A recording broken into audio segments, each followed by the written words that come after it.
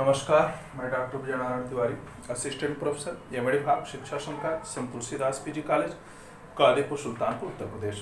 प्रिय विद्यार्थियों, संस्कृत शिक्षण के अंतर्गत हम संधि में स्वर संधि के अंतर्गत यण संधि क्या होती है, आज इसे जानने का प्रयास करेंगे। क्योंकि स्वर संधि, व्यंजन संधि और विसर्ग संधि, ये संधि के 3 प्रकार होते हैं, जिसमें जो स्वर संधि या यच संधि होती है उसके अंतर्गत अब तक आपने दीर्घ संधि को, गुण संधि को, वृद्धि संधि को और अयाद संधि को पढ़ लिए हैं। अब आता है कि यण संधि किसे कहते हैं, यण से अप्राय क्या होता है, इसका सूत्र क्या है, सूत्र के आधार पर हम इसको उदाहरणों द्वारा सिद्ध कैसे कर सकते हैं। तो आइए हम यण संधि को जानने का प्रयास करते हैं। तो देखिए, यण संधि सूत्र है इको यणचि, इको यणचि। क्योंकि अगर हमें सूत्र की व्याख्या अच्छी तरह से आती है तो हम उसका अर्थ लगा सकते हैं, उसकी सिद्धि कर सकते हैं। जैसे इको इक यण अच, इसमें 3 चीजें हैं, एक इक है, फिर यण है और अच है। तो इक का प्राय होता है, प्रत्याहार में आपने सीखा था, इक का प्राय होता है ई उ री ली। देखिए, ई उ री ली, इसी को इक कहा जाता है। कहते इक के बाद अगर कोई भी अच असमान स्वर, समान नहीं बल्कि असमान, यानी इक के बाद कोई भी ई उ री ली के बाद कोई भी स्वर आता है तो इक के स्थान पर, जो इक माने ई उ री ली है, उसके स्थान पर यण यानी या व र ला हो जाता है। कहने का प्राय है इक अर्थात ई उ री ली के बाद कोई भी स्वर अगर आता है तो ई के स्थान पर या, उ के स्थान पर वा, री के स्थान पर रा और ली के स्थान पर ला हो जाता है। अर्थात ई को या, उ को वा, री को रा और ली को ला, ऐसा आदेश हो जाता है। जैसे उदाहरण के रूप में हम देख सकते हैं, जैसे ई या ई के बाद चाहे ह्रस्व हो या दीर्घ हो, इसके बाद अगर कोई भी असमान स्वर आता है तो जैसे मुनि धन अत्र, आप देखेंगे मुनि है, यहां पर देखिए अत्र है, अत्र मुनि में न में ई है और इसके बाद आया माने ई के बाद आ आया है। क्या सूत्र कहता है, ई के बाद कोई भी असमान स्वर आए तो ई के स्थान पर या होना चाहिए। अब देखिए ई के बाद आ आया है, जैसे हम अलग कर लेते हैं। देखिए मुन धन, अगर मुनि में से ई को निकाल देंगे तो मुन धन ई, धन आ, माने ई और आ इन दोनों के बीच में संधि होनी है। जो संधि स्थल है वह स्वर कौन सा है, ह्रस्वी और ह्रस्व आ, इन दोनों के बीच में संधि होनी है।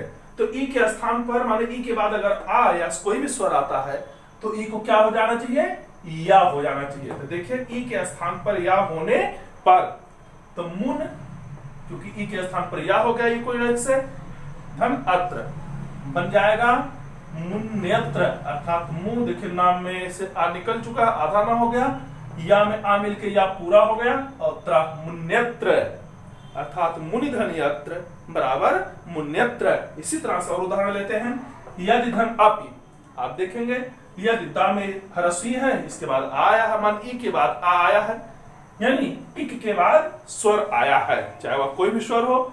तो देखिए ई के स्थान पर क्या होना चाहिए, या होना चाहिए। इसलिए यदि में जो ई है इसके स्थान पर देखो या आ गया। यद्यपि, यद्यपि अगर लिखना तो कैसे लिखेंगे, देखिए यद्यपि, इसी को अगर हम संयुक्त अक्षर बनाते हैं तो द्या हो जाता है, यद्यपि माने इस तरह से द्या बन जाता है। तो इति धन अपि, ई के स्थान पर या हो गया, माने यद्यपि, तो यद्यपि बन गया। इसी तरह से इति धन आदि अगर है तो ता में ई है, इसके बाद आया, ई के स्थान पर या हो जाएगा, तो इत आधा ता और फिर या में आ, इत्यादि। इसी तरह से इति धन उत्तम अगर ऐसा आता है तो देखिए ता में ई है, इसके स्थान पर या हो जाएगा और या में उ की मात्रा लग जाएगी, तो इत्युत्तम। इसी तरह से अभिधन उदया, अभि भा में से ई निकल जाएगा, ई को या हो जाएगा, देखिए भा में से उ निकल करके क्या हो गया, या हो गया, ई के स्थान पर या हो गया, अभ्य, फिर उदय हमने जोड़ दिया, अभ्युदय हो गया। ऐसे ही अधिधन आदेशा, अधिधन आदेश अधि माने धा में देखिए ई है, इधर आदेश है, तो ई को या हो जाएगा तो अध्यादेश, या में आ जुड़ जाएगा, अध्यादेश बन जाएगा। ऊपर धन उक्ता, ऊपर माने देखिए रा में ई है, इस बार ऊ आया है, तो ई को या हो जाएगा तो ऊपर उक्ता, देखिए ऊपर युक्ता हो गया। इसी तरह से द्विधन अशीति, 2 और 80, जैसे द्विधन अशीति, द्वा में देखिए ई है और इधर आ आया है, इसलिए ई के स्थान पे द्वय, देखिए द्वय हो गया, और आ इसमें मिल गया, द्वय शीति ही, अर्थात द्विधन अशीति ई के स्थान पर या होकर के द्वय शीति ऐसा बनता है। इसी तरह से जो आता है कि ऊ के बाद अगर कोई अच आता है तो ऊ को वा होना चाहिए, री को रा होना चाहिए, री को ला होना चाहिए। अब इसका उदाहरण लेते हैं, देखिए ऊ या ऊ के बाद असमान स्वर यदि कोई आता है, यानी ऊ या ऊ के बाद कोई भी स्वर आता है तो उस ऊ के स्थान पर वा होना चाहिए, एक रूल है। अब आप देखेंगे, देखिए सुधन आगतम, उदाहरण लेते हैं, सुधन आगतम, सा में क्या है, ऊ है, आगतम में आ है, माने ऊ के बाद आ असमान स्वर आया हुआ है, इसलिए सूत्र के आधार पर, इको सूत्र के आधार पर इक के स्थान पर यण आदेश होना चाहिए, माने ऊ के स्थान पर वह आदेश होना चाहिए। तो आप देखेंगे सुधन आगतम, सा में से हमने ऊ को निकाल लिया, स धन ऊ धन आगतम, माने ऊ और आ, यानी ऊ के स्थान पर क्या होना चाहिए, वा होने पर, देखिए स दू के स्थान को वा कर दिया, धन आगतम बराबर सा, चूंकि इसमें से स्वर निकल चुका है तो इसलिए आधा सा हो गया, और वा में आ की मात्रा लग गई, इसलिए स्वा फिर गतम, स्वागतम ऐसा बन गया।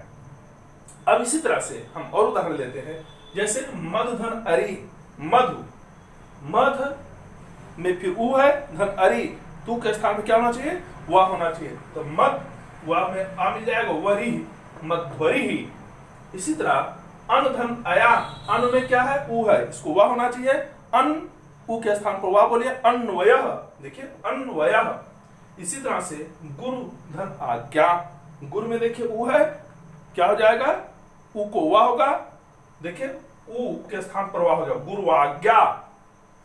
फिर है अनुधन एषणा, अनु में ऊ है, ऊ को क्या हो जाएगा, वा हो जाएगा, तो हो जाएगा अन्न, फिर एक ही मात्रा लग जाएगी, अन्वेषणः। इसी तरह से सुधन अस्ति, स में देखिए ऊ है, इसका मतलब यहाँ वा ओ होना चाहिए, तो सु को वा हो गया, स्व, और फिर इसमें वा में आ लग करके स्वस्ति ही।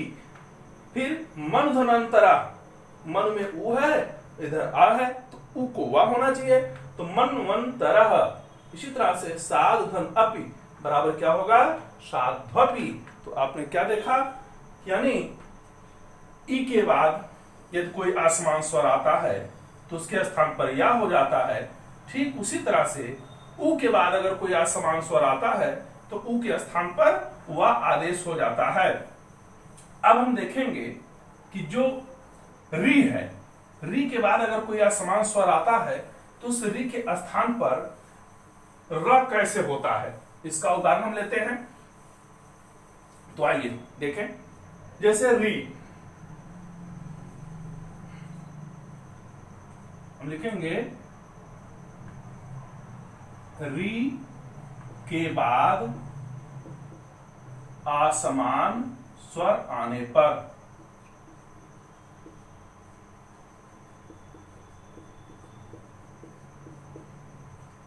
क्या होना चाहिए, री को रा हो जाना चाहिए। माने अगर री के बाद कोई भी स्वर आता है तो उस री के स्थान पर रा आदेश होना चाहिए। हम इसका उदाहरण लेते हैं, जैसे आप देखेंगे मातृ धन अंशा,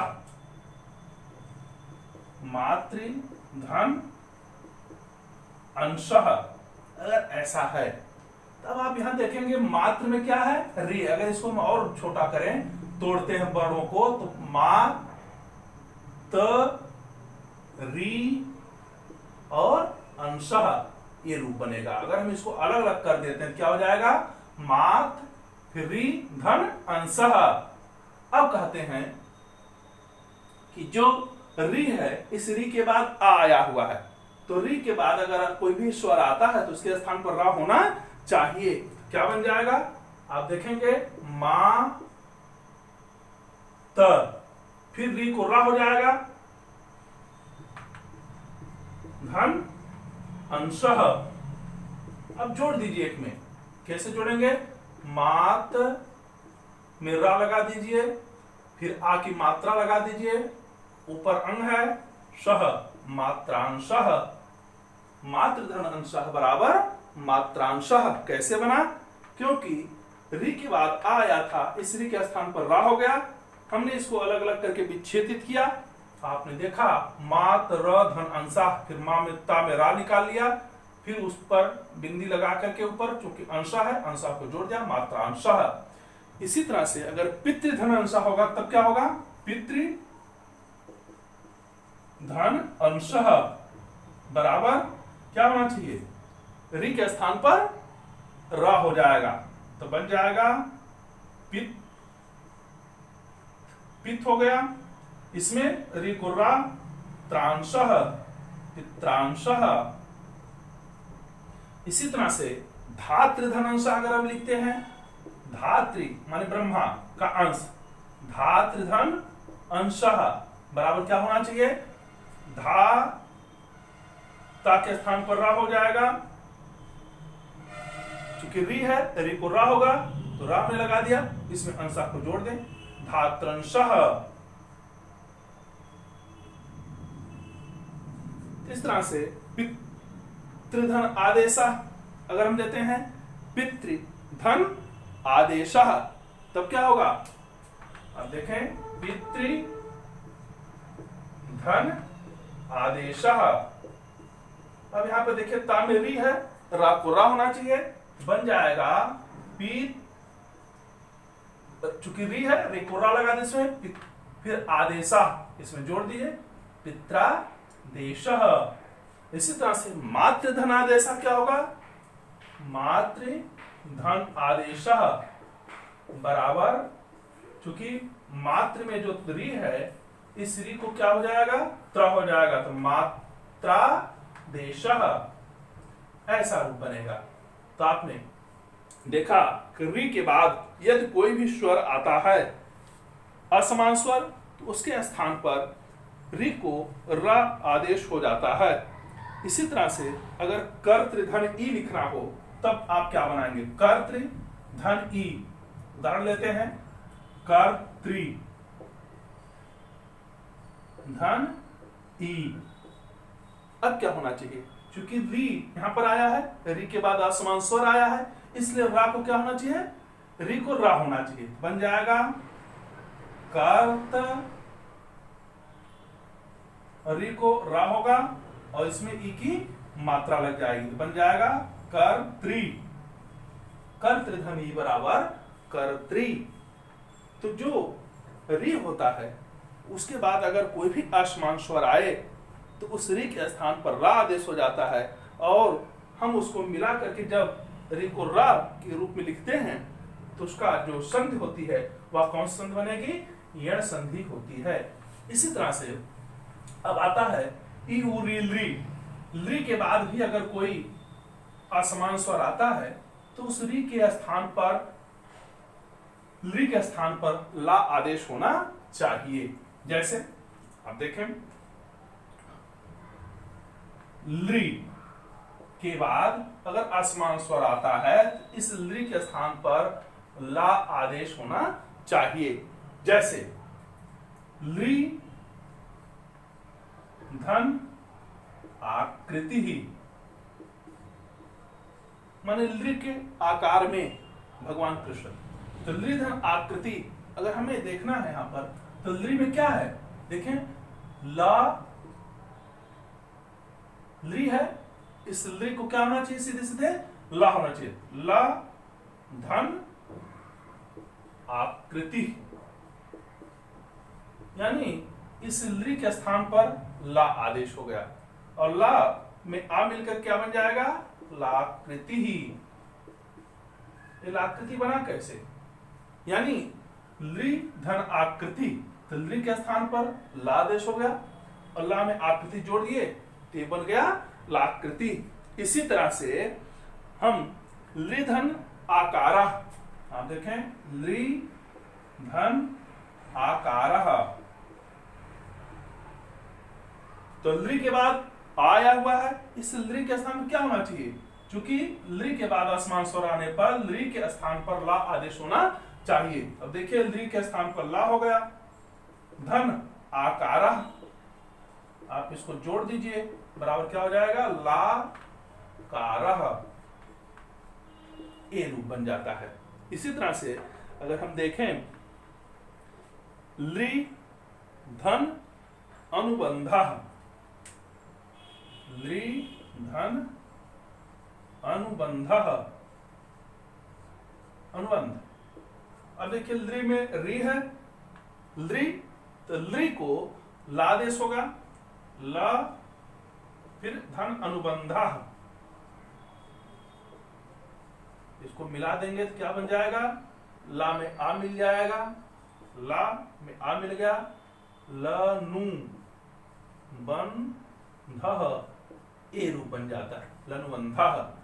तो यहाँ पर आपने देखा कि कोई यणज जो सूत्र है इसका अप्राय होता है, इसका अर्थ होता है इक, इक का अर्थ होता है ई उरी लृ के बाद यदि कोई भी असमान स्वर आता है, किसी भी प्रकार का स्वर आता है, तो उनके स्थान पर अर्थात इक में ई उरी के स्थान पर, ई उरी लृ के स्थान पर यण अर्थात य व र ल हो जाता है। एक क्रमशः होता है स्थानांतरतमा सूत्र के द्वारा, माने ई को या होगा, उ को वा होगा, री को रा होगा, लृ को ला होगा, क्योंकि इक भी 4 हैं और यण भी 4 हैं। देखिए इक ई उ री लृ और यण या व र ला, चूंकि 4 इक हैं, उन चारों इक के स्थान पर 4 यण होना चाहिए।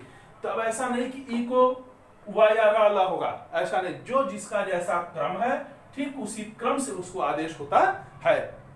यानी ई को या ही होगा, उ को वा होगा, री को रा होगा और लृ के स्थान पर ला ही आदेश होगा।